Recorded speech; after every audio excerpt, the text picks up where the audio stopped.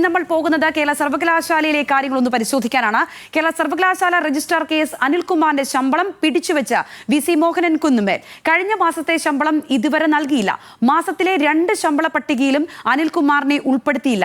സസ്പെൻഷനിലായ അനിൽകുമാറിന്റെ ശമ്പളം തടയാൻ VC finance ഓഫീസർക്ക് നിർദ്ദേശം നൽകിയിരുന്നു. ഹാൻസ് ജോൺ ഉണ്ട് വിവരങ്ങളുമായി. ഹാൻസ്, ഇങ്ങനെ ഈ പ്രശ്നങ്ങൾക്കൊന്നും അവസാനമാകുന്നില്ല. ഈ ശമ്പള പ്രശ്നം അവിടെ നിലനിൽക്കുകയാണ്.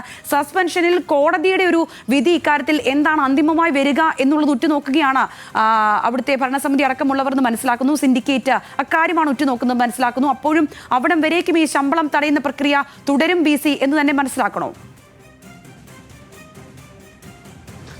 തീർച്ചയായും സംഗീത, ഈ സർവകലാശാലയിലെ സസ്പെൻഷൻ വിവാദവുമായി ബന്ധപ്പെട്ട് ഏറ്റവും നിർണായകമാകാൻ പോകുന്നത് ഹൈക്കോടതി വിധി തന്നെയാണ്.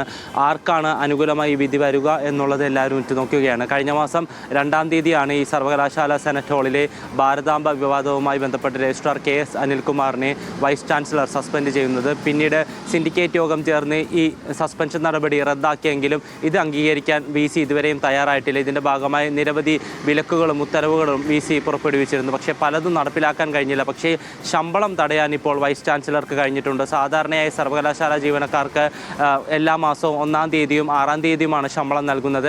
2 പട്ടികയായിട്ടാണ് ഇത്തരത്തിൽ ജീവനക്കാർക്ക് ശമ്പളം നൽകുന്നത്. പക്ഷേ ഇത്തവണ ഈ 2 പട്ടികയിലും അനിൽകുമാറിനെ ഉൾപ്പെടുത്തിയില്ല. കാരണം വൈസ് ചാൻസലർ കൃത്യമായി ഫിനാൻസ് ഓഫീസർക്ക് നിർദ്ദേശം നൽകിയിരുന്നു.